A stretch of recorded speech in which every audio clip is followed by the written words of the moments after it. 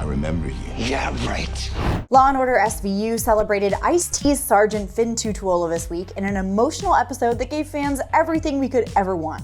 A compelling case from the past, more on Fin's personal life, and even an update on where his old partner Munch has been since leaving SVU. That skinny it had a punchline for every second of the day.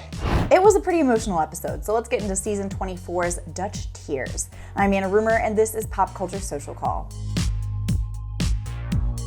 We kick off the episode celebrating Fin winning the Harlem Heart Award, and tell me you didn't get a little emotional with Benson's speech. So Fin, I just want you to know that you're not fooling anyone, and underneath that tough facade is a kind and compassionate man who has bravely triumphed over his trauma and used it for so much good.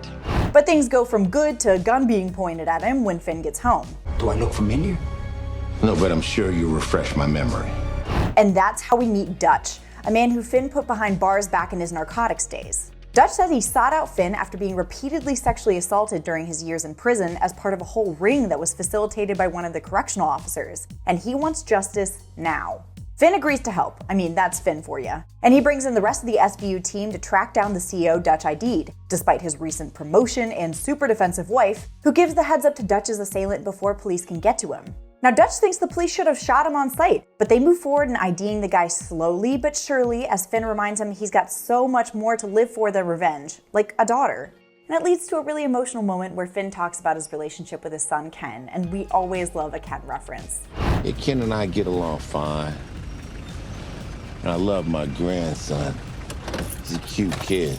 Things almost go left when Dutch finally recognizes his assailant and tries to kill him while he's in police handcuffs, but Fin is able to talk him down, reminding him not to throw away his life when everyone involved in his assault has justice coming to them. Dutch will end up getting court-mandated therapy at the end of it all, and Fin even manages to set up a meeting with his daughter in the closing moments of the episode, which helps with the guilt he feels having sent Dutch to prison in the first place. In the last 12 hours, you did everything right.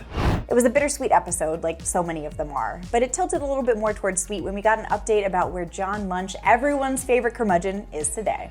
While bonding with Bruno, Fin revealed what Munch has been up to since his last appearance on the show in 2016, and it's so Munch, I just loved it. Last I heard, he moved back to Baltimore. Met a divorced female rabbi. A rabbi? Yeah, and he bought back his old cop bar.